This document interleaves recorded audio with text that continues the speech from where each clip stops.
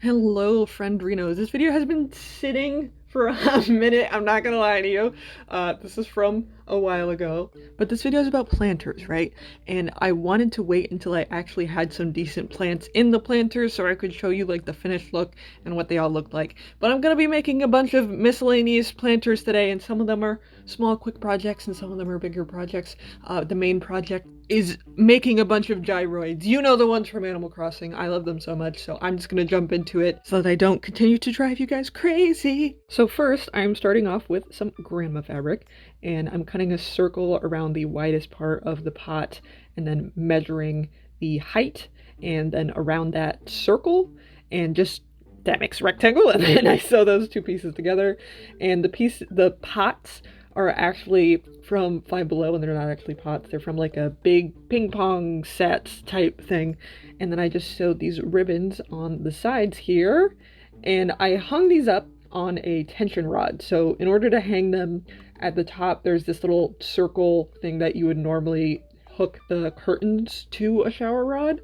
And this is all relatively lightweight, so this is why I used plastic for these and not actual pots. And then some of these I have trays in there and I drilled holes in the bottom, and then others just have rocks in them depending on like how many trays I had left, basically. But I think these came out super cute. This was a pretty easy, pretty quick process, not super difficult. And I have some morning glories growing in here now. But this is the main project, and this is the gyroids. And this was sort of, I was doing a similar technique where I was making these tubes, and I basically was tracing the biggest part of the circle, and I thought in my big brain that I was going to scoop this over like a pillowcase. This didn't work. Don't do this. I'm not even gonna really explain what I did because it wasn't good. This was the first attempt.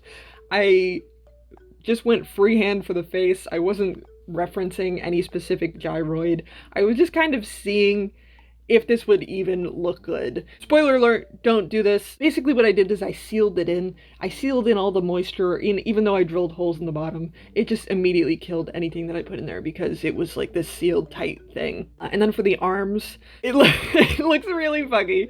For the arms, I sewed the tubes like I was doing. I was really obsessed with tubes. And then I put in some pipe cleaners, and you can see they're not the best shape. Because they are just being held up by pipe cleaners. Looks very flimsy. This was the first attempt. So for the second attempt, I did the same idea, except the second attempt I didn't sew a bottom. I basically just made these like little slip dresses. And for the arms, these are plumbing pipes. This is the size that I used. And same idea, tubes. Everything is a tube. This was what I ended up going with, and I'll go more in depth about how I did this later, but this was the first test, the first experiment. And I was basing this one off of a specific one. This was based off the crocoid, I believe it's called. It's not exact. I used my own color scheme. All of these are sort of like a pastel color scheme. I hemmed the bottom here on this one because I didn't have the circle. And then I sewed these little triangle pieces, and I didn't have a solid purple fabric, so I used this checkered one. Strudel's in the background, I'm so sorry. Then I made all these little face pieces. I used the tube as a circle tool to trace out the face pieces. I sewed these ones on. In future ones, I glued them on. Strudel, oh my god. She's been wreaking absolute havoc lately. This took forever because I sewed everything on. And then this is for the little top piece, top little trim. Just everything's either a rectangle or a tube. And I just hot glued this on the top because I already had a plant on at this point, and I didn't want to, I couldn't get it over the plant because it was too big. But it stayed up, and I think it works fine. And I basically just slipped these over like a slip cover, and then all of these have holes drilled into the bottom. These are 5-gallon buckets that you get from like Home Depot. I actually got some of these from like a bakery because sometimes they throw these away and you can literally get them for free. Drill the hole in the bottom, and then I use the lids underneath as like a tray, and this ended up being a lot better than my first attempt. And then I'm kind of speed running it at this point, but you can see I'm just kind of cutting circles out. This is the gyroid that I was basing this one off of. And then for the little pieces, I used pipe cleaners to sort of outline this, make it look a little more structured and also a little bit more like the original gyroid that it's based off of. All gyroids have these outlines, even the older ones. You just can't see them as well because it's so pixely. And I feel like the hot glue one looks better than the sewed one because you can't see all of the stitches, obviously. And then this is a better example of me like slipping these on here. Basically just you slip them on like a little dress, you know? You just slip them on like a little dress. And then I have the separate top piece. I made these separately because it was just a lot easier to get the shape that I wanted. And then this is an example of me slipping this tube shape over the little elbow, and then I just hot glued these bad boys on. There probably is an easier way to do this, but I just hot glued them on. I found that was the most effective way to do it. They look so silly. I thoroughly enjoy them. I think they came out really, really cute.